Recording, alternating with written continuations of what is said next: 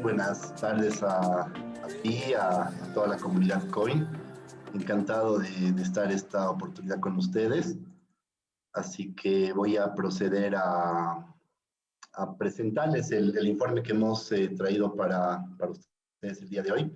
Es un resumen con toda la información que estamos sacando a partir de este trimestre, nuestras hipótesis, nuestras tendencias y los números los vamos a actualizar cada trimestre, así que invitamos a todos a que se unan a la comunidad y puedan tener este tipo de eventos donde podamos intercambiar criterios, profundizar tal vez en algunos temas con mayor profundidad.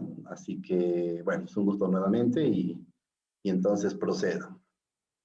El reporte tiene cuatro secciones. Vamos a hablar un poco ahora de lo que es el crecimiento económico del sector construcción principalmente, el rol de la inversión pública, que es bastante grande en Bolivia, lo que está pasando en la banca, y vamos a cerrar con algunas ideas de lo que puede pasar con el dólar y el precio de los inmuebles, ¿no? Que creo que es además una de las preguntas más recurrentes y más, donde más discusión podemos tener también. Así que paso para mostrarles acá, este es el crecimiento mensual del sector construcción, ¿no?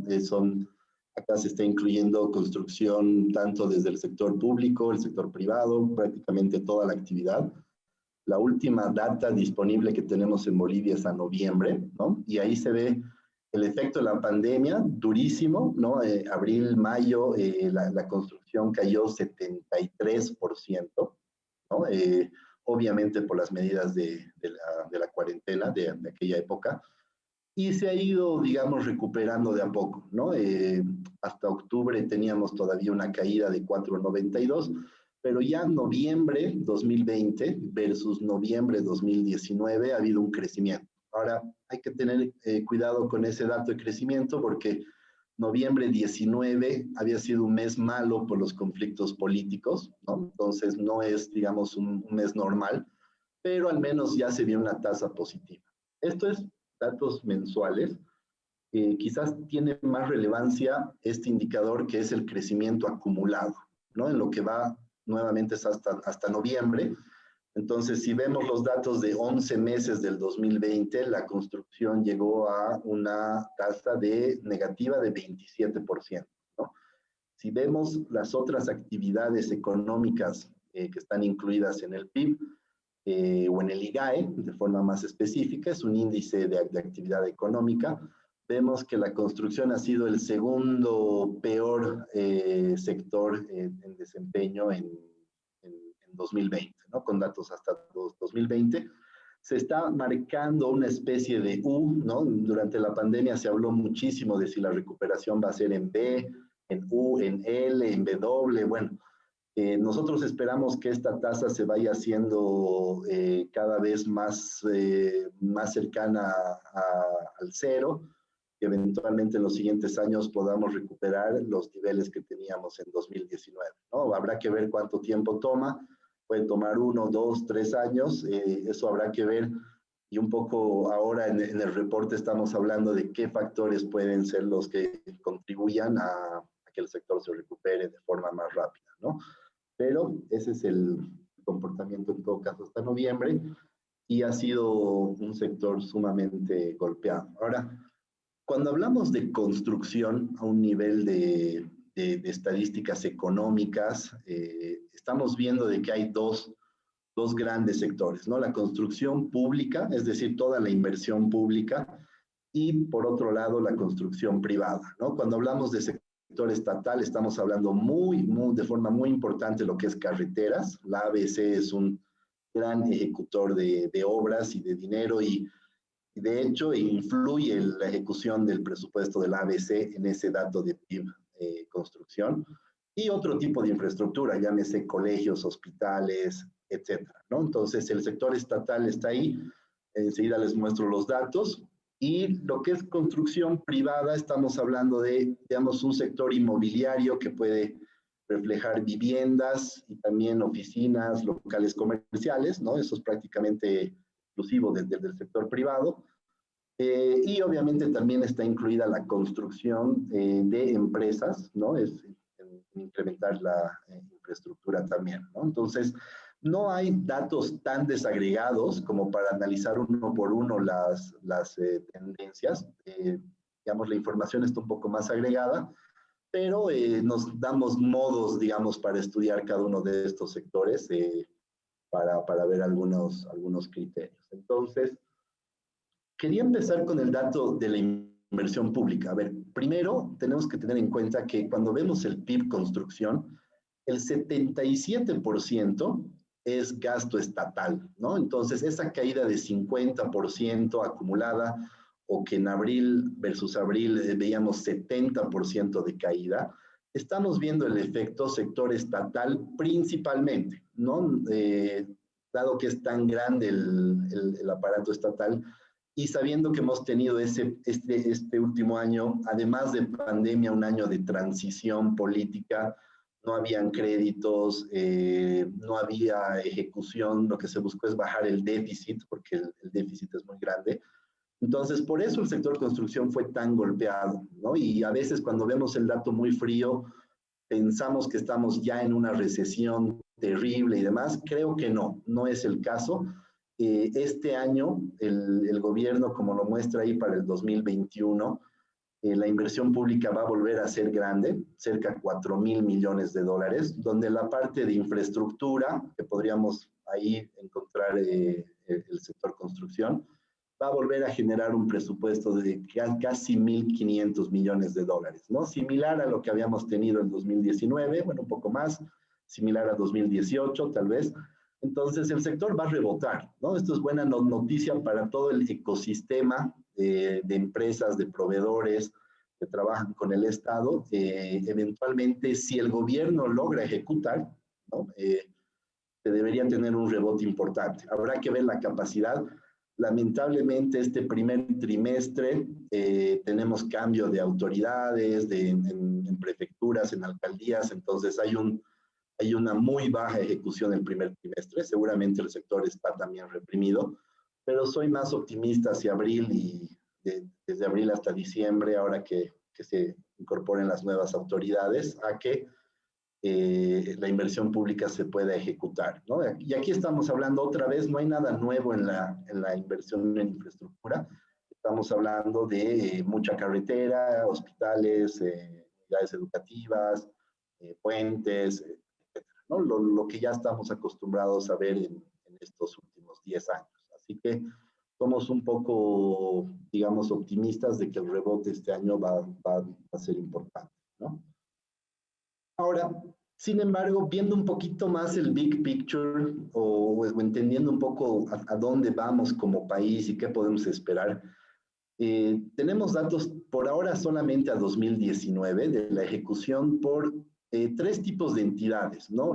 El GAT, como dice ahí la línea azul, son las prefecturas, son los gobiernos autónomos departamentales.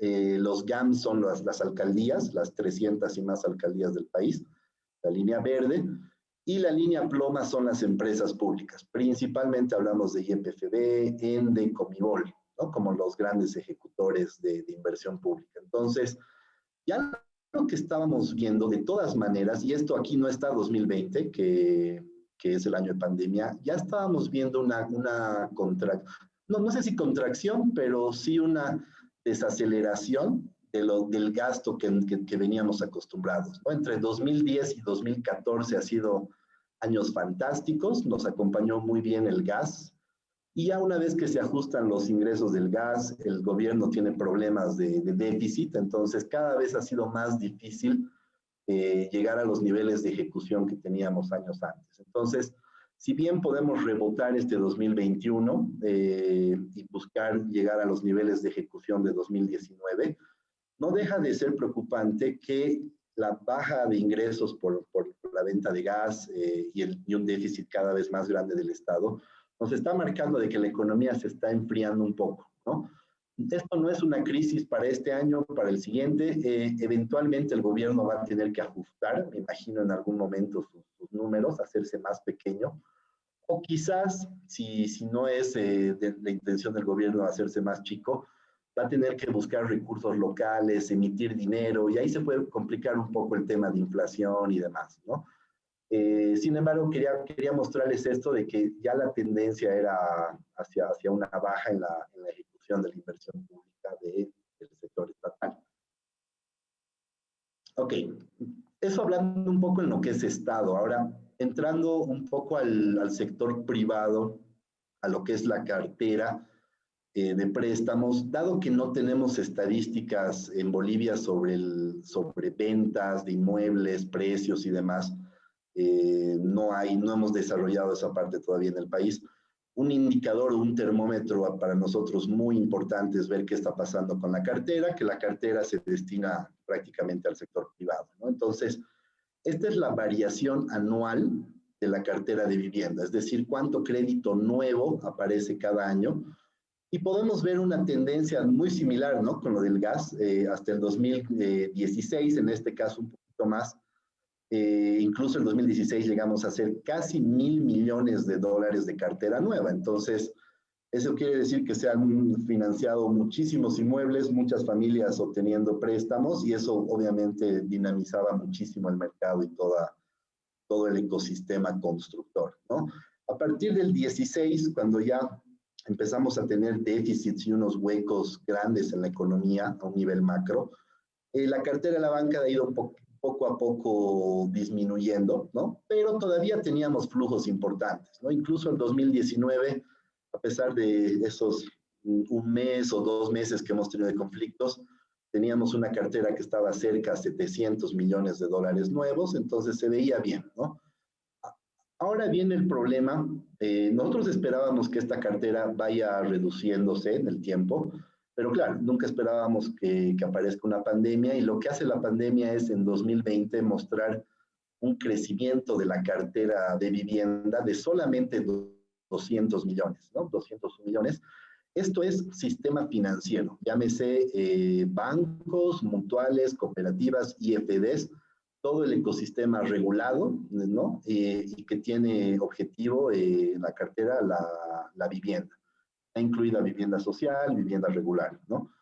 Y sin embargo, esos 200 millones son un poco mentirosos, porque una buena parte de esos 200 millones se dan durante el primer trimestre del 2020, ¿no? Es decir, veníamos con mucha gasolina de años anteriores, la banca seguía creciendo, pero cuando entramos en cuarentena la última semana de marzo y durante abril hasta septiembre la cartera estuvo parada, ¿no? Diferimientos automáticos, problemas de liquidez específicos que enfrenta hoy la banca. Y si vemos el crecimiento a febrero 21, es decir, esto es febrero 21 con febrero 20, ya el crecimiento se baja solamente a 113, ¿no? Me imagino que cuando tengamos marzo, abril y mayo, ese indicador va a tender a cero, y lo que estamos viendo justamente estos meses es que la banca ha dejado de prestar, ¿no? Temas principalmente por la política del gobierno, de los diferimientos, no hay liquidez, la banca está guardando su plata en tesorería, no están habiendo nuevos créditos por la incertidumbre de no sabemos qué va a pasar con la mora, no sabemos qué tan rápido vamos a salir de este problema, el tema de vacunas, ¿no? Hay una incertidumbre tremenda sumado a cambio de gobierno y todo lo que estamos viviendo. Entonces, prácticamente el sistema financiero está parado, ¿no? Así que, obviamente, esto sin duda es un golpe muy fuerte para el sector, ¿no? Porque todos sabemos el negocio inmobiliario funciona con deuda, ¿no? Principalmente, una gran parte el crédito bancario es crítico. Entonces, sin crédito, obviamente podemos esperar que se pare el sector y que tenga algunos problemas, y ojalá eventualmente pueda la banca volver a prestar. Soy un poco optimista de que al ver estos datos el gobierno, me imagino que va a generar algún tipo de medidas como fideicomisos específicos vía Banco Unión, vía BDP o vía todo el sistema financiero. No es difícil saber exactamente cómo, pero me imagino que van a haber algún tipo de inyección de liquidez para que el sistema no esté parado hasta junio, ¿no? Que es cuando tenemos todavía el diferimiento programado. En teoría, en julio ya se retoman los planes de pago. Digo en teoría porque todavía es algo que, ¿no? que puede haber algo de incertidumbre ahí. Entonces, este es un indicador sumamente claro y se ve el golpe que estamos viviendo hoy, el ecosistema, ¿no? En lo que es mora, podemos ver aquí, tenemos la mora de toda la cartera del sistema financiero también.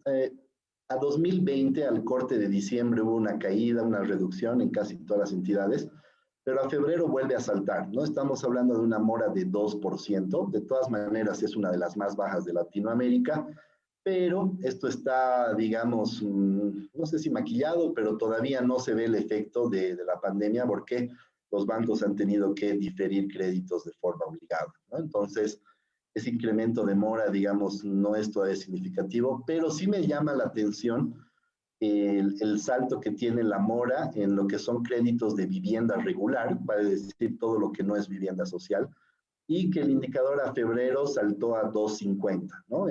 Versus algunos años atrás que estábamos todavía por debajo del 2, estábamos en niveles de 1, un poco más, ya estamos en 2.5 y estamos en febrero, ¿no? Entonces, creo que todos los que trabajamos en el sistema financiero estamos monitoreando este indicador. En junio, julio se verá si esto sube a 4, 5, 6, a 8.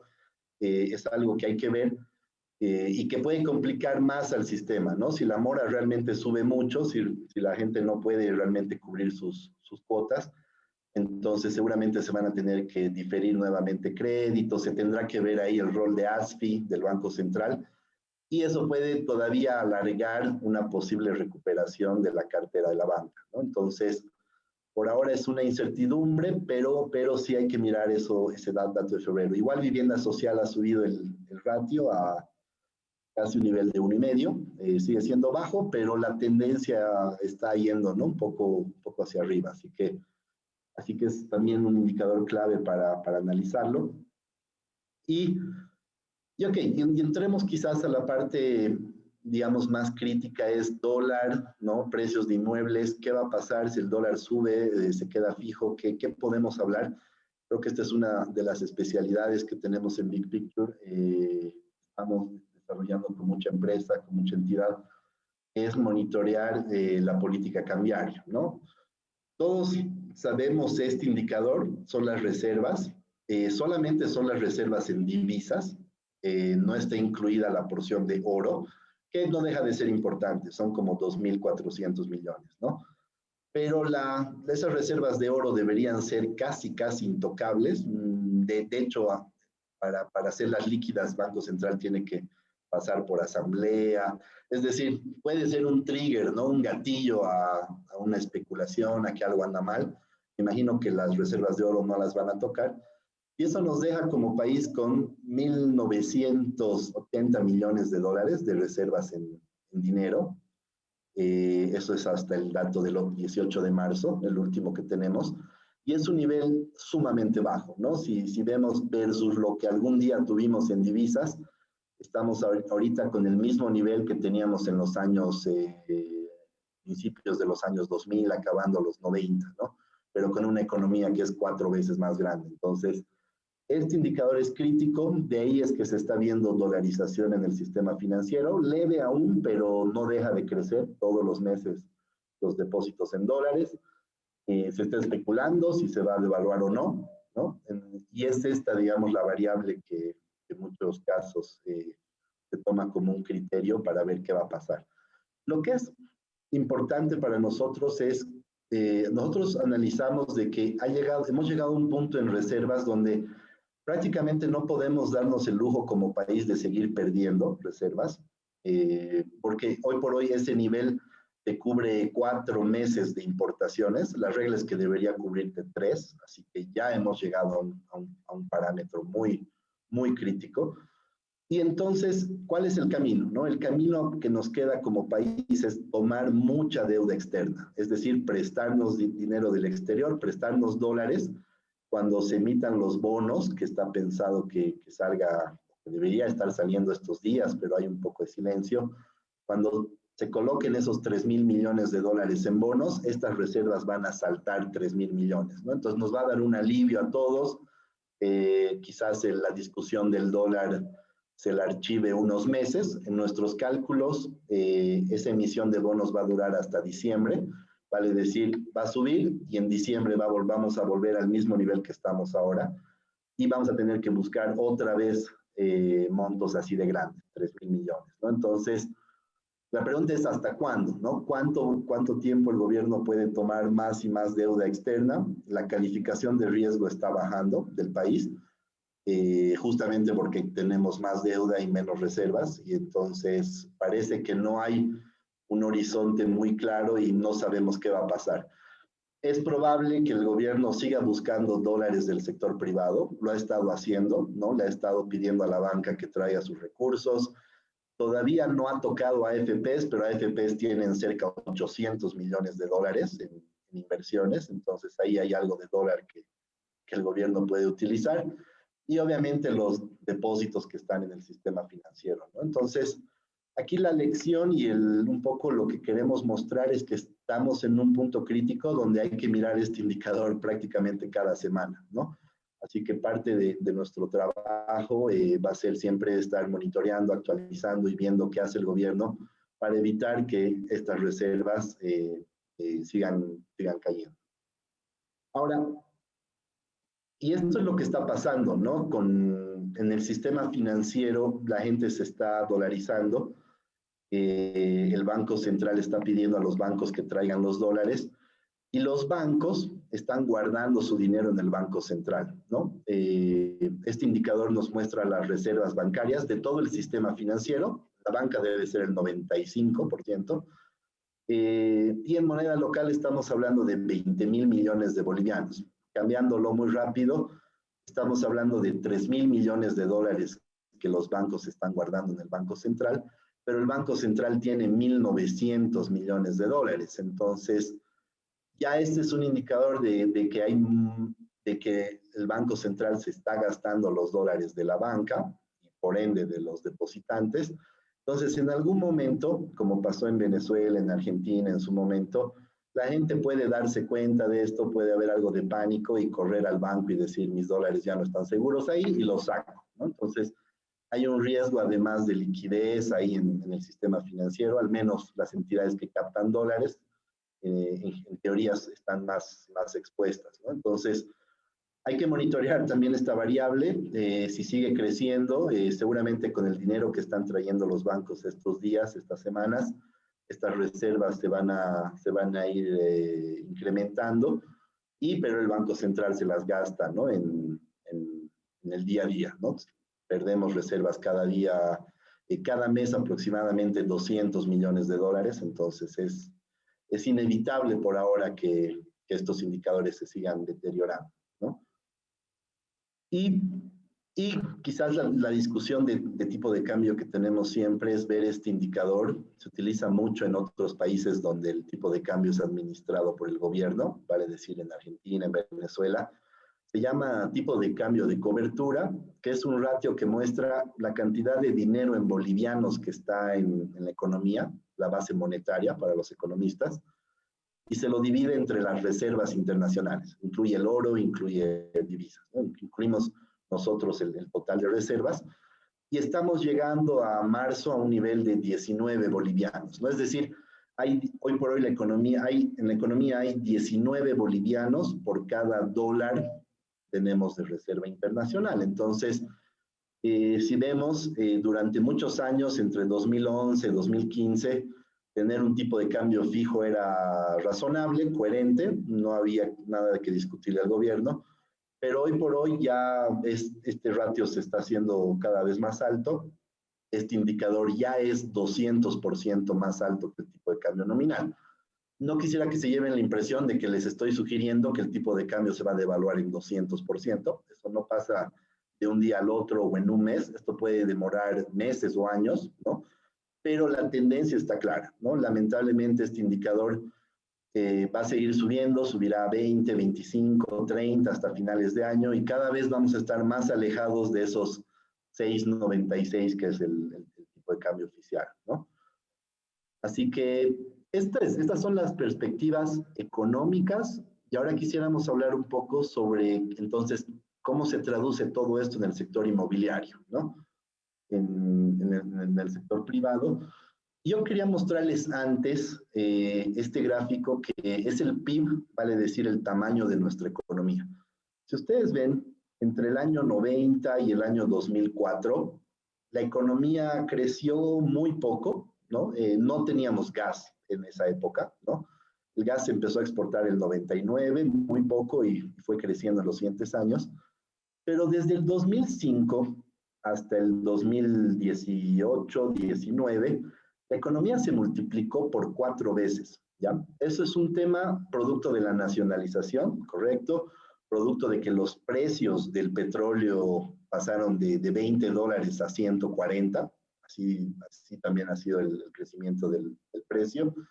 Los volúmenes que exportábamos como país, de no exportar casi nada a exportar 50 millones de BTUs, creo, por año, algo así. Entonces, todo eso ha impulsado a la economía a multiplicarse por 4. Y cuando uno ve salarios del sector privado, se multiplicaron por 4 en ese periodo. El salario nominal era 600 bolivianos, perdón, el salario mínimo, hoy está en 2.100, es casi 4 veces. Si uno ve muchos precios en la economía y otros sectores, este ratio de 4 veces se repite, ¿no? Entonces, esa ha sido la época de oro y los inmuebles no han estado ajenos a este comportamiento, ¿sí? Por eso es que ha habido un boom tan grande, ha sido tan rentable construir, comprar tierras, desarrollar proyectos, venderlas, había crédito, vale decir, todos los astros, los planetas se alinearon para que haya un boom inmobiliario. Cuando me preguntan si es que en esa época existía una burbuja inmobiliaria, se hablaba, ¿de acuerdo? Hasta hace unos 3 años, si no había una burbuja, que los precios muy altos. Creíamos que no había una burbuja porque la economía se había multiplicado por 4 en todos los niveles. Uno ve cartera de la banca, operaciones en bolsa, donde quieras mirar, las variables estaban así, ¿no? Se habían comportado así. Y por ende el precio de los inmuebles también tuvo unos 10 años gloriosos, digamos, ¿no? Ya lo que pasa, y entonces, ¿qué pasa? Viene el 2020, la economía en teoría se ha contraído un 8%, los datos todavía no están listos, hay mucha demora, pero si se hubiese contraído 8%, ese debería ser el PIB del 2020. El 2021 se espera que crezca un 4.4, eso viene del presupuesto del Estado, entonces, ok, se va a recuperar un poco, pero como pueden ver, no vamos a estar este año cerca todavía del 2019. Si el 2022 llegáramos a crecer otro 4%, ya estaríamos muy cerca del 2019. Y nuestra perspectiva es que, ok, ¿no? El 2023 vamos a estar llegando al 2019. Estamos hablando de que a Bolivia le tomaría unos 4 años recuperar el nivel de aquel año.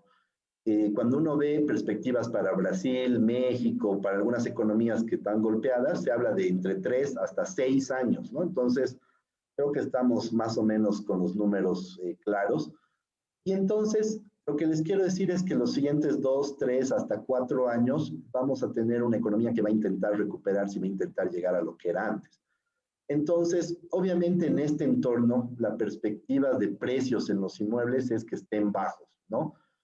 Aquí hay que entender, obviamente, ya es un nivel muy micro, no tenemos, digamos, estadísticas a ese detalle en Bolivia, pero hay que entender de que habrán algunos jugadores que están endeudados, que están apalancados, y que son este tipo de jugadores, pueden ser constructoras, pueden ser personas, ¿no?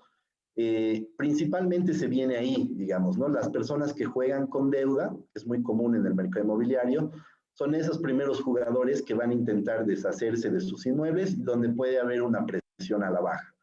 Existe otro tipo de jugador que conocemos también, hay empresas muy conservadoras en Bolivia que no tienen niveles de endeudamiento muy altos, sus proyectos inmobiliarios están financiados con patrimonio principalmente, hay un nivel de preventas avanzado, entonces ese tipo de proyectos inmobiliarios no debería tener tanta presión. Así que cuando me preguntan qué pasa con los inmuebles, yo digo, ok, hay gente que está endeudada y mes que pasa, los intereses se comen la utilidad del inversor, ¿no? Del sponsor del proyecto, como se suele llamar, y es ese primer tipo de jugadores los que tienen que ir vendiendo activos, ¿no?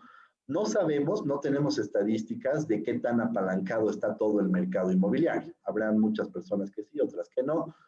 Sabemos que hay un mercado, digamos, de blanqueo de capitales, el narcotráfico se menciona que lava mucho dinero en el sector inmobiliario, ese sector no depende de crédito de la banca, posiblemente ahí el mercado siga más normal, ¿no?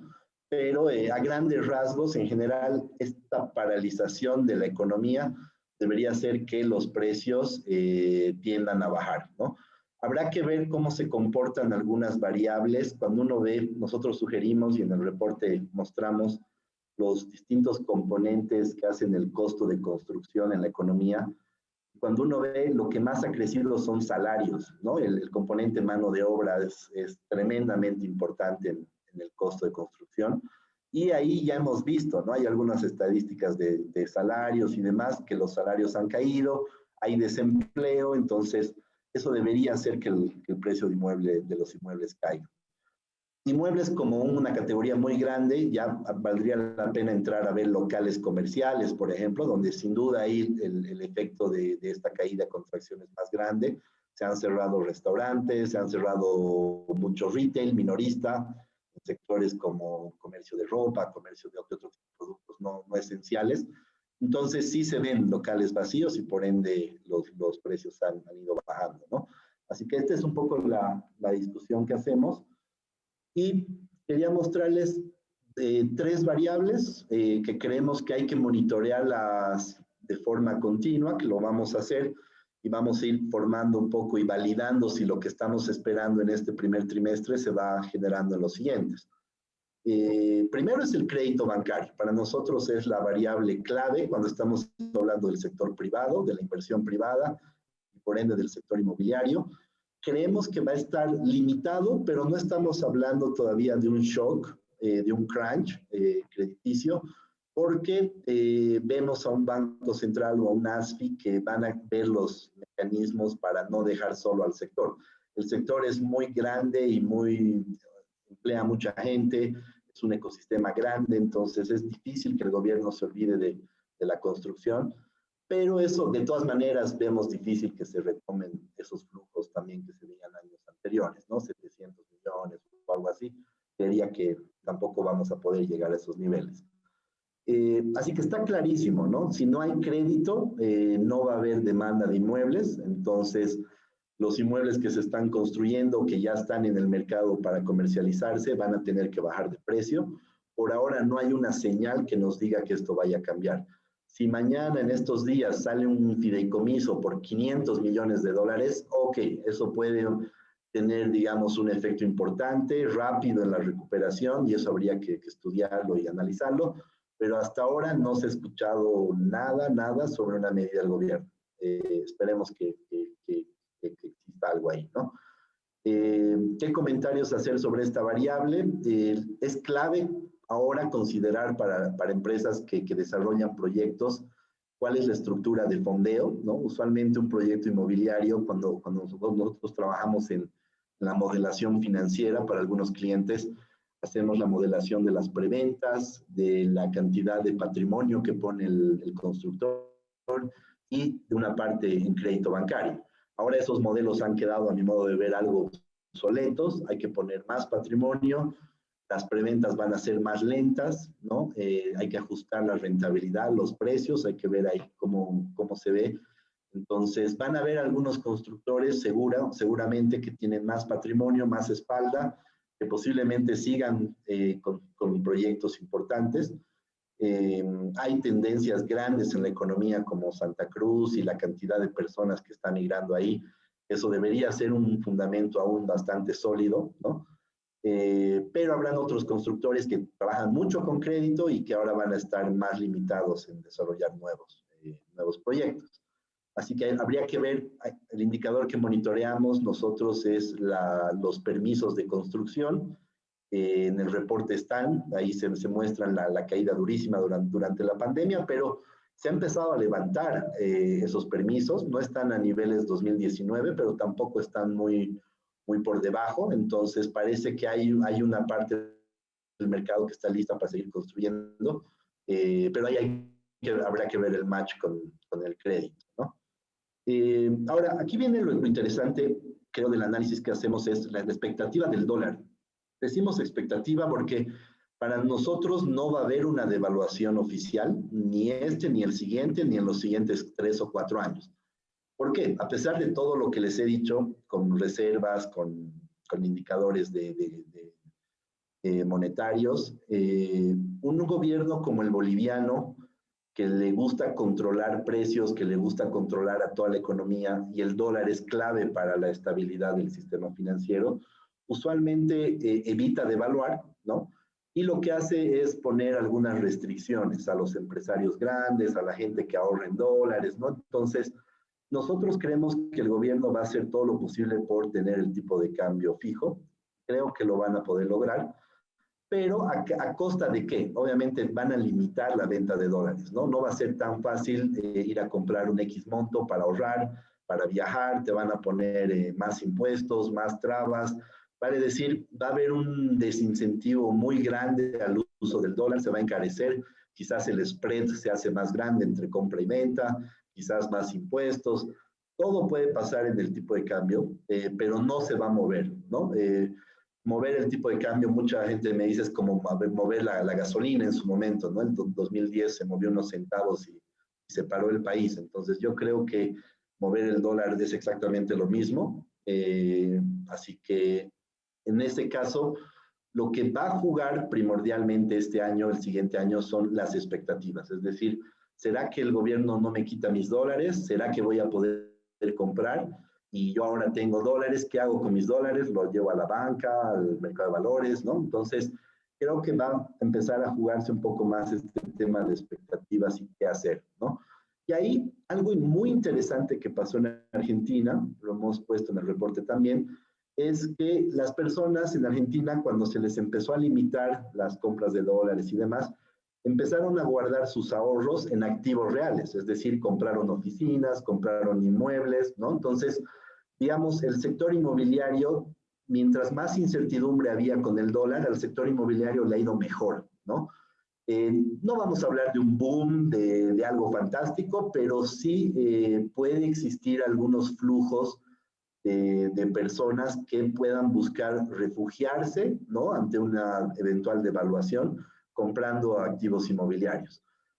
El activo inmobiliario de preferencia, casi en todo el mundo, diríamos, es el terreno o la tierra, ¿no? En teoría la tierra no pierde nunca valor, su precio, su costo se puede ajustar a la inflación, a la devaluación, entonces podríamos ver ahí oportunidades de proyectos que consistan en urbanizar, en tener tierras, ¿no?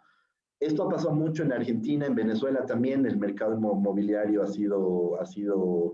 no se ha enfriado del todo, siempre se han generado oportunidades, así que creería que en Bolivia tenemos que empezar a ver esto, de las empresas o personas que se dedican al sector inmobiliario, me parece que van a tener que tener muy buena información del dólar y de algunos controles, digamos, estatales, para, ¿no?, que las personas dirijan sus ahorros al sector real, ¿no? Esa es una hipótesis que tenemos, puede o no darse, habrá que ver cómo se mueven estos permisos para construcción. Hay algunos indicadores en el reporte extenso que tenemos que se pueden evaluar mejor, pero como una gran hipótesis creeríamos que hay una oportunidad ahí, ¿no? Y la tercera variable que consideramos también va a ser muy importante es la mora y la reprogramación, ¿no? En el reporte nosotros estudiamos lo que pasó en los años 90. ¿Qué pasó en los 90? Hubo una crisis tremenda y la economía estaba dolarizada, así que el gobierno no podía hacer mucho. y lo que pasó fue que la banca empezó a ver la mora subir de niveles de 5%, llegó a niveles de 20, 30, 40% de mora, ¿no? Entonces, en ese periodo, lo que se vio es fuertes liquidaciones, ¿no? O sea, los bancos tuvieron que liquidar los créditos, es decir, ejecutar a sus clientes, y hubo una sobreoferta de inmuebles, ¿no? Porque se estaba buscando recuperar esos activos que estaban en garantía, y eso aceleró una crisis inmobiliaria, ¿no? Ahora, nuestra expectativa en este caso es algo totalmente diferente. Afortunadamente, el sistema financiero está bolivianizado, ¿no? En los 90 éramos dólares y el Banco Central no puede imprimir dólares nunca. Entonces, no existía Estado prácticamente que nos salve.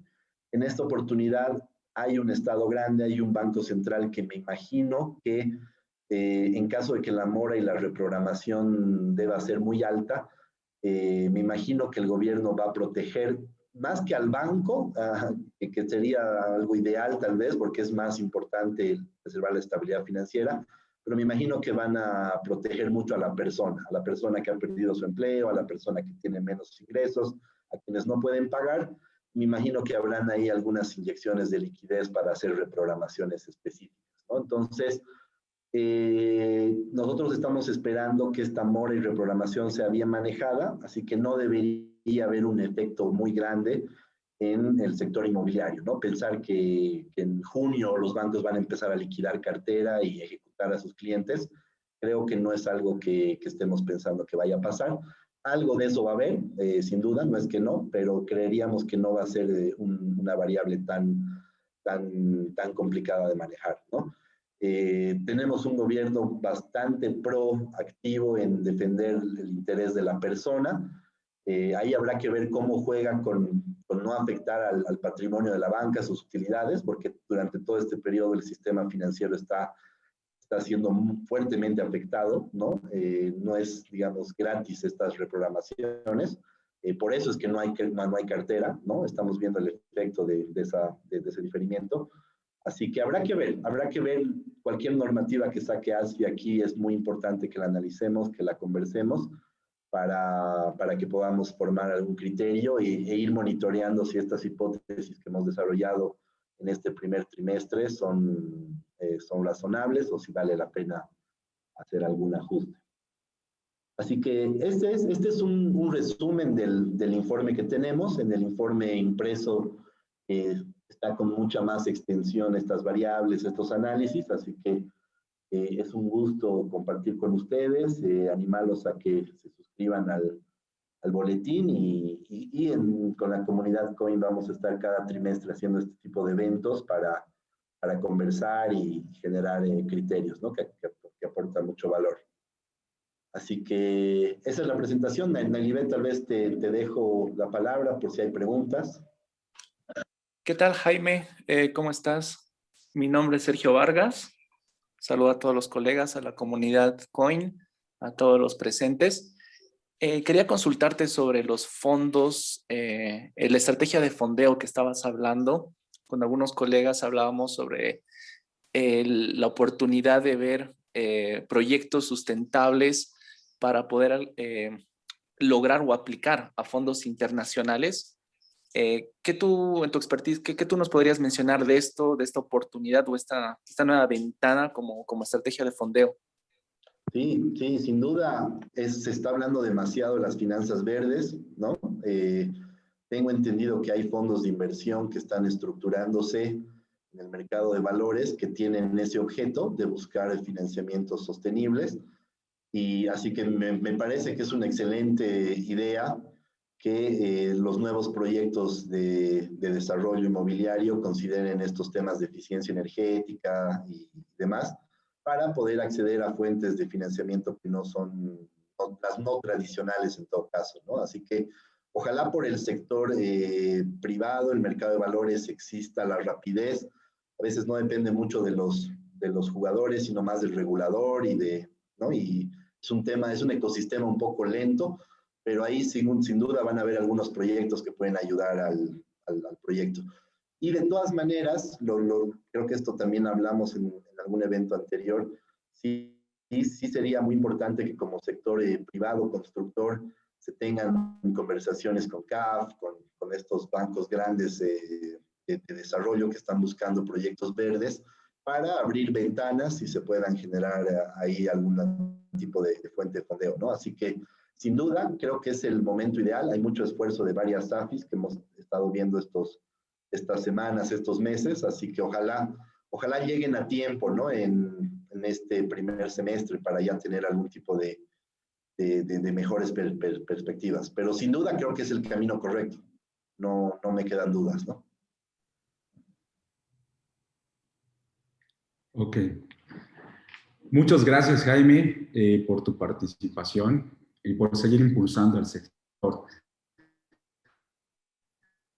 Encantado, Hay Manuel. las preguntas, Sergio nos antecedió y es un gusto, un placer. Realmente es un placer para mí poder compartir, poder interactuar un poquito contigo y a poder ayudar a resolver algunos cuestionamientos que el rubro necesita respuestas y con tu ayuda sé que lo vamos a lograr. Te voy a ayudar un poquito con las respuestas, vamos a ir interactuando posteriormente.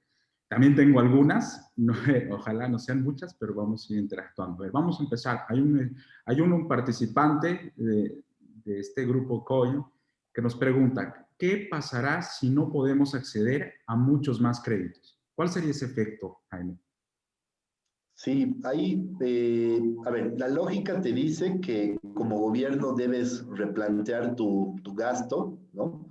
El gobierno plantea, por ejemplo, este año un déficit de 4.000 millones, ¿no? Y eso está haciendo que necesitemos mucha deuda. Así que si eventualmente la calificación de riesgo disminuye o si esta colocación de bonos sale muy cara, con tasas muy altas, parece que ese es el camino. Entonces, lo que debería hacer un gobierno es achicar el gasto público. Ahora, esto no se ha visto en gobiernos que han tenido este tipo de problema. El Brasil de Lula o la Argentina o la Venezuela, que está muy cerca, que son ejemplos reales. Lo que ha estado tentado hacer el gobierno es a buscar financiamiento interno, es decir, emisión de dinero, imprimir dinero, imprimir moneda local para seguir desarrollando proyectos, ¿no? De construcción y todo el gasto. En un corto plazo eso suena interesante, suena bien, suena hasta como lógico, seguir ayudando al sector, pero hay que tener cuidado porque en la medida que sigues emitiendo dinero cada vez más y más y más, te pueda pasar lo que pasa hoy con Argentina, tasas de inflación de 40%, ¿no? Ya por varios años, 2, 3 años. No me voy al extremo de Venezuela con 1 millón de inflación por año, creo que eso es un extremo. Pero Argentina, digamos, está ahí, ¿no? Que como no tiene acceso a mercados internacionales, empieza a emitir mucho dinero. Entonces, puede ser que en un muy corto plazo, si el gobierno decide financiarse internamente, hasta exista un boom en el sector, ¿no? Y nuestras perspectivas no sean tan pesimistas y se pueda generar algo de recuperación ahí. Pero en el largo plazo es peligroso por la inflación. Lamentablemente no es... los economistas decimos no hay almuerzo gratis, imprimir dinero así porque sí es complicado, pero creería que esa es más que nada la estrategia que va a tomar el gobierno. Ya lo ha hecho, ¿no? Cuando uno ve toda la inversión de YPFB, de ENDE, de Comibol, de la empresa de litio en Potosí, son montos billonarios, ¿no? Y han sido financiados con Banco Central emitiendo dinero. Entonces, no es algo nuevo, no es algo que hay que cambiar en las leyes, ya es algo que se ha dado modos el gobierno de hacer. Así que creo que la tendencia va por ahí. Excelente, excelente. Hay algo que me llamó la atención en la presentación que tú tuviste y mencionas un escenario medianamente, no sé si la palabra es correcta, pero camuflado, porque tenemos una tendencia en la gráfica de Mora, en la parte de créditos, baja o estable de alguna manera. Pero creo que esta tendencia todavía es, como mencionaba, camuflada, porque deberíamos incorporar a este gráfico tal vez el tema de reprogramación, porque la reprogramación, no sé si vale el término, es una... Entonces vamos a ver un escenario real, tal vez en junio, también creo lo mencionaste, donde vamos a ver la situación real de una mora real ¿cuál crees que pueda ser el efecto o los escenarios que podamos tener a partir de junio, dada nuestra realidad que se va a ver en ese momento, ¿no? Sí, sí, es un excelente comentario. Cuando uno incluye la cartera reprogramada, está más o menos en un promedio de 3 a 4%, ¿no? Y si hablamos de sector construcción, el 2019 ya hubo un primer shock de reprogramaciones, ¿no? Entonces ahí estábamos hablando de una reprogramación del 5%. Si a eso le sumamos una mora de 2, entonces ya estamos con un portafolio en riesgo, como se suele llamar, es la mora más la reprogramación, de cerca a un 7 a un 8%. Esto está, obviamente, los bancos no pueden ejecutar créditos hoy por hoy, así que la mora, o sea, no hay mora, no hay que mostrar. Y en junio me imagino que por lo menos la mora debería duplicarse, ¿no? Si estamos hablando de un 2%, me imagino que fácilmente por el fuerte impacto que hubo en la pandemia, me imagino que la mora debería subirse a un 4%. Si a eso le sumas una reprogramación de un 5 o 6%, podría estar hablando de un 10-12% mínimamente. Pero realmente nadie creo que tiene ahora una respuesta muy sencilla. Me acuerdo que el año 98, cuando llega la crisis, la mora sube de 5 a 12, ¿no? Casi se duplicó en un año. Entonces, pero creo que no estamos en un escenario más complicado que el del 98, ¿no? ¿Por qué? Porque tienes a un gobierno que te va a inyectar 4.000 millones de dólares de inversión, eso ya se está ejecutando y entonces hay un respaldo, ¿no? De alguna u otra manera. Pero creería que duplicarse el indicador de mora debería ser algo bastante razonable, ¿no? Excelente, gracias por la respuesta. Seguimos con las preguntas. Sergio, si tenemos muchos inmuebles y de gran valor, ¿nos recomiendas venderlos o esperar un par de años a que esta economía se estabilice? Eh, bueno, ahí hay que ver cuál es el costo de oportunidad. Hay varias variables, creo que tomar en cuenta, ¿no? Si uno tiene hoy por hoy alguna otra mejor, un otro mejor destino para esos recursos, es decir, si yo los hago líquidos, tengo un monto X, $200,000 o algo así o más, y puedo, digamos, sacarlos al exterior, tenerlos invertidos afuera, me dan una rentabilidad del 3, 4, 5%, un portafolio conservador en el extranjero, entonces parecería ser una mejor idea, una buena idea, ¿no? Ahora, obviamente, salir al exterior demanda que tengas un patrimonio más grande, ¿no? Por eso un poco doy esa respuesta a si la inversión es grande. La mayoría de las personas salir al exterior no es una opción, ¿no? Entonces, si realmente no estás presionado con deudas, ¿no? Entonces yo no tendría un poco el apuro a liquidar activos, ¿no? A ver, y aquí hay un tema, creo que es muy importante, y es una tesis que se ha estado manejando mucho en el sector inmobiliario.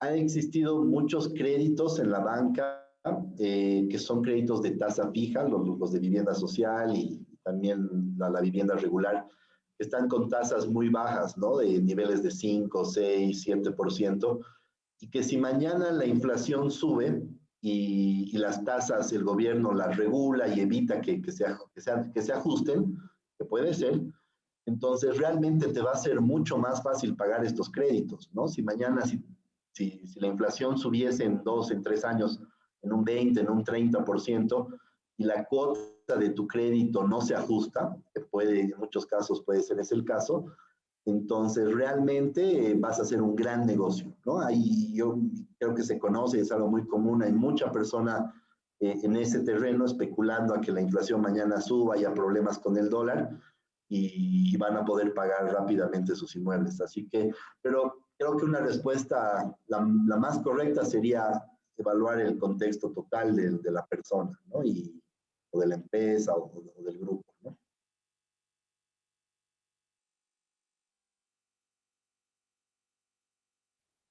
Pregunta, me gustaría que la haga.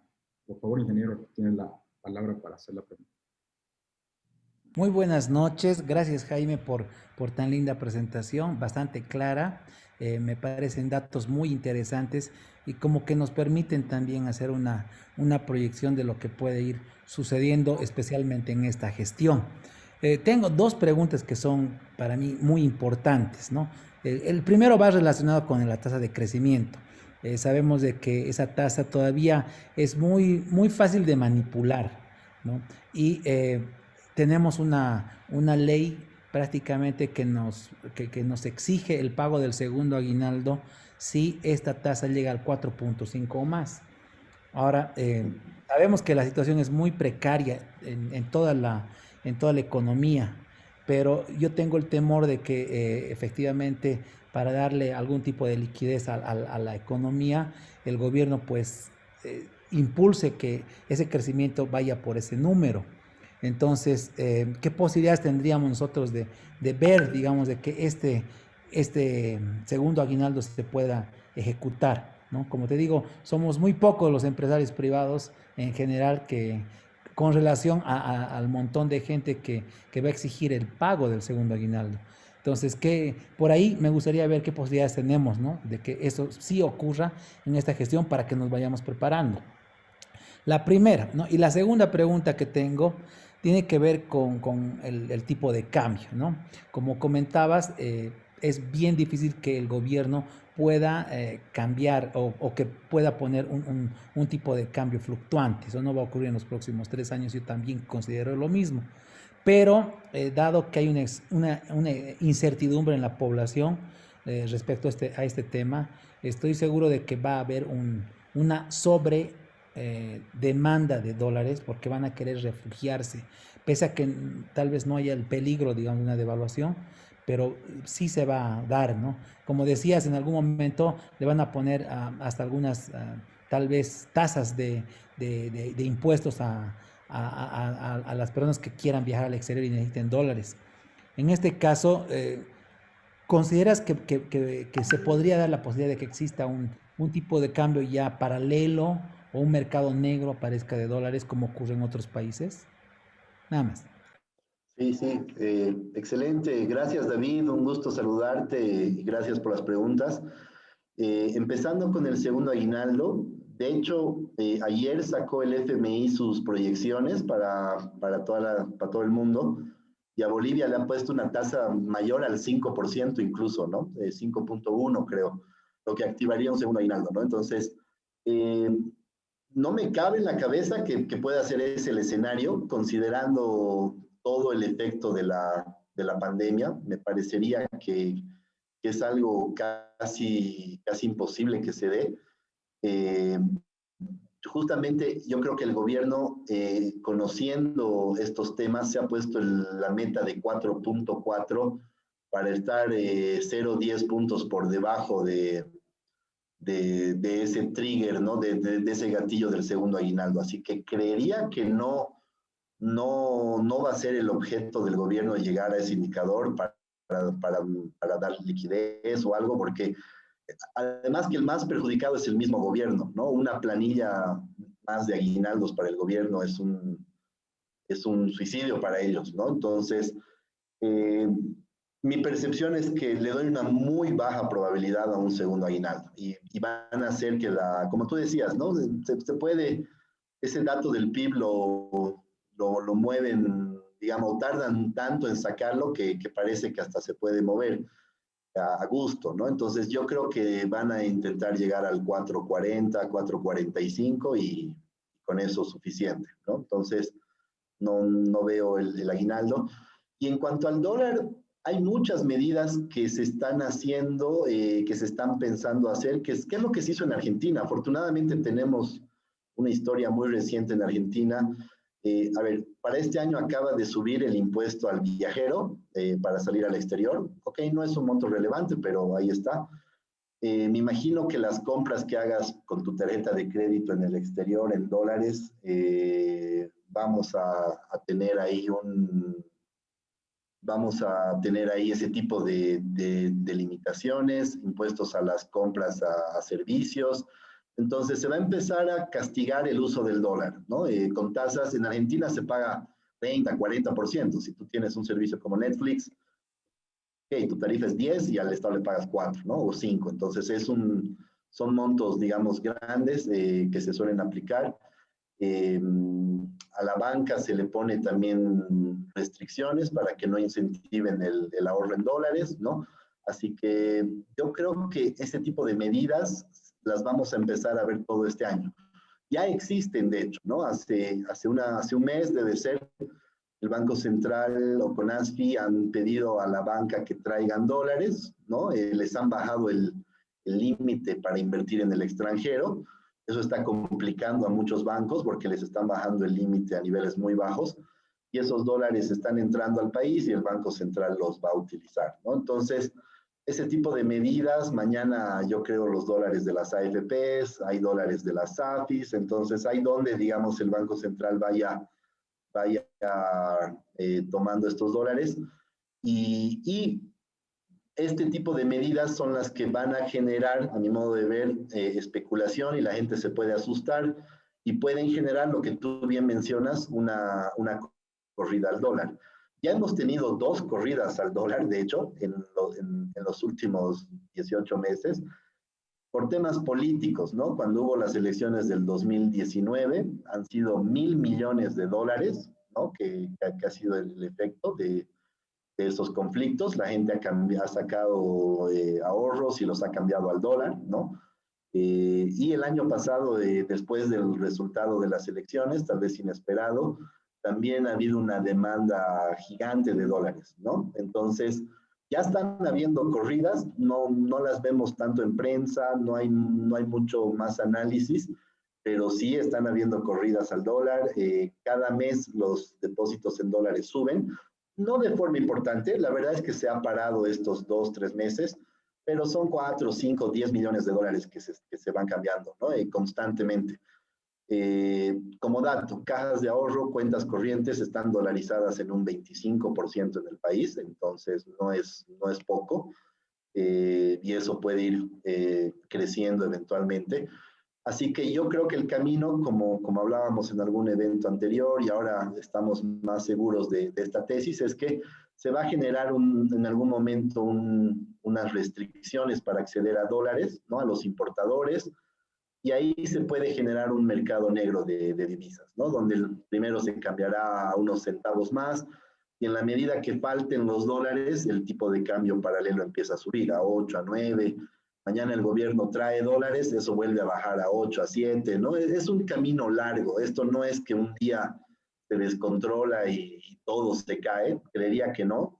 Si uno ve a Argentina, viven ya 10 años así, con tipos de cambio no oficiales, que suben, que bajan, que se devalúan, ¿no?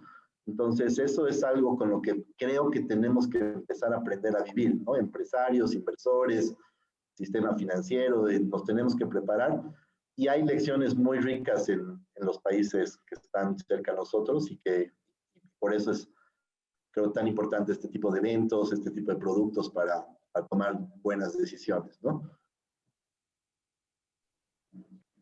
Excelente, excelente. Vamos a seguir con la ronda de preguntas. Hay una pregunta que... En el reporte presentado, ¿cuál consideras que es la vía para la recuperación y activación de proyectos inmobiliarios?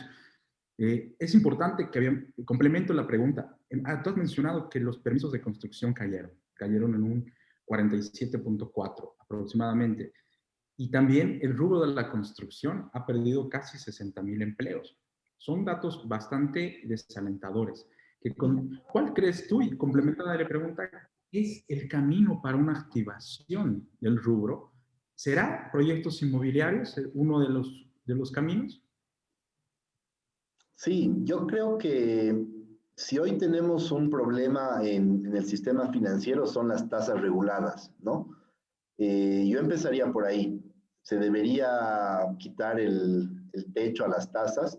Si bien eso ha generado un boom en el sector por tasas muy bajas, pero hoy por hoy se debería eliminar el techo para que si un banco consigue liquidez liquidez, si un banco consigue fondeo del exterior, si un banco ve y estratégicamente hacer créditos inmobiliarios, entonces puedan cobrar una tasa que les justifique el costo al cual están accediendo a los recursos. Solamente como dato, no lo puse acá en la presentación, pero sí es importante. Hoy por hoy un banco se está financiando a largo plazo a tasas de 5.5 y está dando créditos a 5.5 o 6 o 6,5, ¿no? Entonces, no es viable. No vamos a tener un sector inmobiliario creciente y pujante mientras la banca no gane plata. La banca tiene que ganar dinero, los inversores, los intermediarios están para eso. Entonces, se debería desregular la tasa activa en la medida que la economía se vaya recuperando, pues ya las tasas bajarán, subirán, pero creo que hay que darle margen de acción al banco. Hoy por hoy están atados de mano.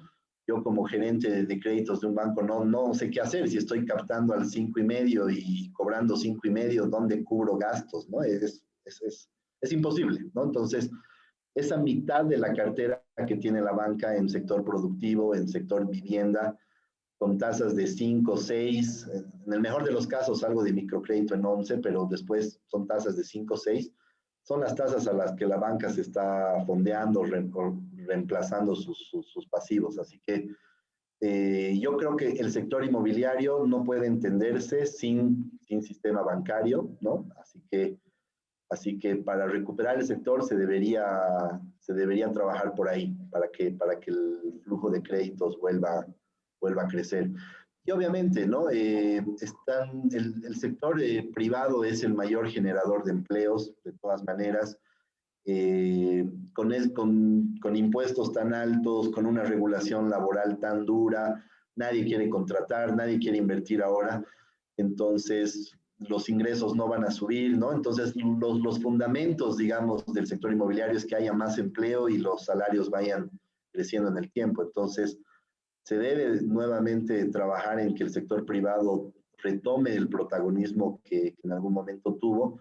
Hoy por hoy prácticamente todo en lo que es inversión es estatal, pero el Estado no invierte en el sector inmobiliario, así que por eso ahí hay un vacío, digamos, ¿no? en el fondeo actualmente. Así que creo que iría por ahí, ¿no? Con temas bastante estructurales que han dañado al sistema estos años, que han dado un boom y resultados buenos en el corto plazo, pero ya estamos en ese largo plazo que se advertía siempre, ¿no? De que en el largo plazo no iba a dar. Creo que la pandemia nos ha acelerado ese entorno, ¿no?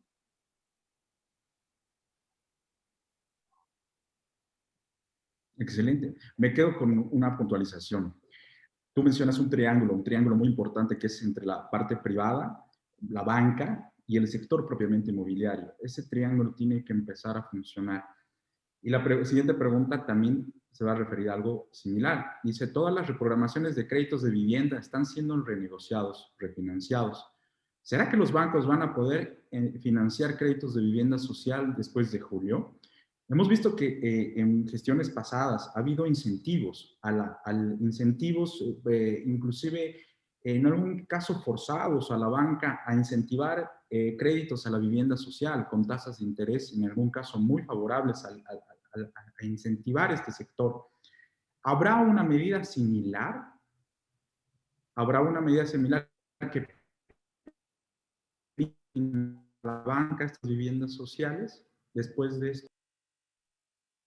Sí, bueno, sigue vigente la normativa que exige un porcentaje mínimo de la cartera de la banca que esté colocada en el sector productivo y de vivienda social.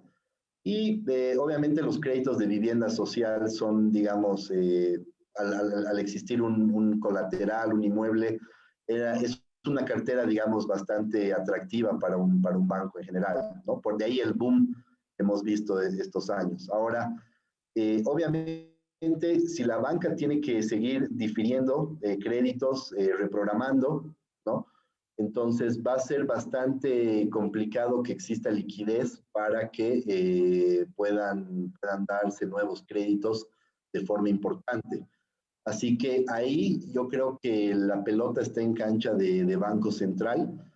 yo estoy convencido por el dato que nos mencionabas, ¿no? Si se han perdido 60,000 empleos en el sector, si está teniendo un efecto tan negativo, entonces yo me imagino que el sector inmobiliario y construcción es parte clave de la recuperación que pueda tener el gobierno. Y yo creo que van a haber fideicomisos en ese sentido, ¿no? Fideicomisos, a ver, ¿qué hemos visto hasta ahora, ¿no? Quizás sea bueno comentarles eso. Banco Central hoy por hoy ha habilitado algunas líneas de crédito para que los bancos traigan sus dólares del exterior y a cambio les presta moneda local, bolivianos, a tasa cero, ¿no? Entonces, ok, al banco no tiene ningún costo y está haciendo cartera productiva. Me imagino que algún mecanismo de ese tipo va a sacar el gobierno, 100, 200, 300, 500 millones, ahí habría que ver, para que la banca continúe haciendo créditos de vivienda social. Así que yo creo que es primordial para esta crisis que en la que estamos, que el gobierno tenga algún tipo de inyección de liquidez, porque si no, vamos a estar parados hasta junio, julio, y ya va a ser otros 6 meses más de crisis, de cartera estancada, así que eso sin dudar afecta muchísimo a todo el ecosistema, ¿no? Sí, es verdad. Hay otro punto que va relacionado a eso, ¿no? El rubro, creo que mencionaste también que tenemos que estar muy atentos a la migración que pueda haber por el factor económico, por el factor de crecimiento de una u otra región. Van a surgir migraciones y eso también económicamente puede incentivar a que una u otra región tenga mayor oportunidad de crecimiento a través del rubro de la construcción. Hay que estar muy atentos también en el tema de los nichos de mercado que van de la coyuntura actual en la que tenemos, ¿no? Por ejemplo, en el sector Santa Cruz está teniendo un boom el tema de oferta inmobiliaria, de nichos de un producto inmobiliario que es de bajo costo y de metros cuadrados utilizados pequeños, ¿no? Los famosos monoestudios. Son un producto que está teniendo mucho auge y genera mucho interés a diferentes personas. Estas personas, y por experiencia propia te lo digo, están tratando de llevar capital de ahorro a inversión de este tipo de activos, ¿no? Y eso también nos va a permitir de alguna manera poder estar atentos en qué tipo de nichos de mercado se debe invertir. Ahí va la siguiente pregunta que más o menos tiene ese foco, ¿no? Dice, indicabas un refugio natural de los ahorros en inmuebles, terrenos. ¿Crees que sería muy buena oportunidad para la construcción? ¿Se pueda generar ventas inmobiliarias a mediano?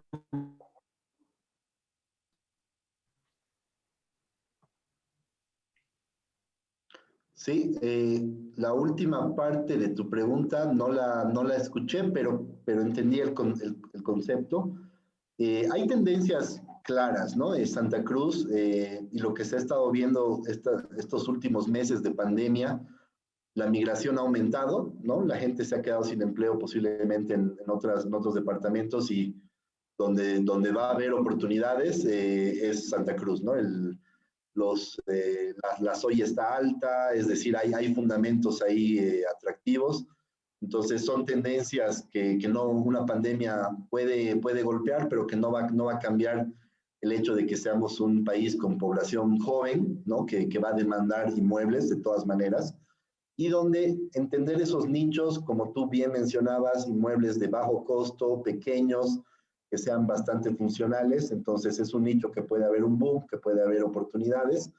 Y yo creo que, lo que nos va a traer, lo que nos está trayendo la pandemia es una nueva forma de buscar financiamiento, ¿no? Hasta ahora ha sido muy fácil ir al banco, tomar fondeo, tasa, todo.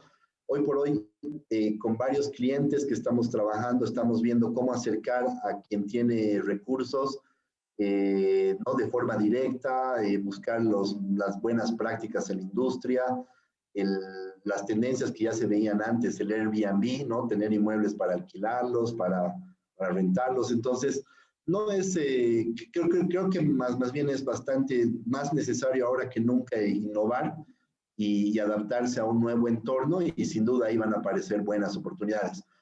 He estado participando en alguna reunión donde se está viendo el crowdfunding para el sector inmobiliario gente que no puede acceder a un inmueble totalmente, pero sí a un pedazo, a una parte, entre varias personas crear grupos de inversión. Entonces, y con la ayuda de la tecnología, ¿no? Estamos viendo el impacto que tuvo la tecnología en toda la economía. Me parece que son nuevos caminos y nuevas tendencias que las empresas y las inmobiliarias tienen que considerar para sobresalir en estos periodos, ¿no? Excelente. Me quedo con, creo, un incentivo. Creo que cualquier crisis siempre nos va a dar una oportunidad y creo que el rubro inmobiliario tiene muchas oportunidades. El hecho está en aprovecharlas y en buscar la forma de capitalizar cada una de estas. Quiero agradecer. Ha sido un tiempo muy, muy beneficioso, creo, para el rubro y principalmente para todos los miembros COIN. Creo que agradecerte a ti, Jaime, creo que cada uno y la respuesta a cada una de las preguntas que has dado ha enriquecido mucho, ha dado muchas luces para poder seguir trabajando en nuestro rubro.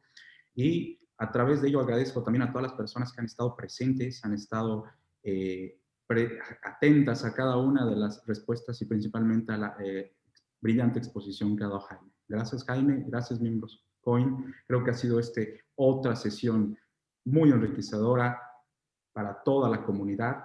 Muchas gracias y tengan muy buenas noches. Hasta la próxima.